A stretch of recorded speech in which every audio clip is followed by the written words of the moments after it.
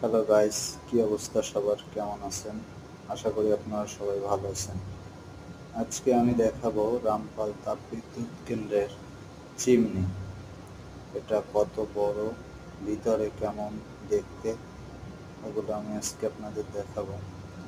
রামপাল তাপবিদ্যুৎ কেন্দ্রের চিমনি 270 মিটারের একটু বেশি লম্বা, যেটা প্রায় 90 তলা বিল্ডিংয়ের সমান। চলেন দেখি ভিতরে কি দেখা যায়, ভিতরে কি আছে এর। আস্তে আস্তে যাই। রামপাল তাপবিদ্যুৎ কেন্দ্রে 2 ইউনিটে বিদ্যুৎ উৎপাদন করা হয়। এই পাশে দেখতে পাচ্ছেন ইউনিট 2 এবং এই পাশে ইউনিট 1। চলেন দেখি ভিতরে কি আছে চিমনির, রামপাল তাপবিদ্যুৎ কেন্দ্রের।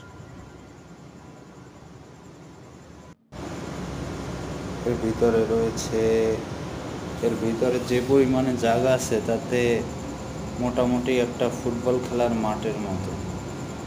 অনেক জায়গা, হয়তোবা ক্যামেরায় ওইভাবে বোঝানো যাচ্ছে না।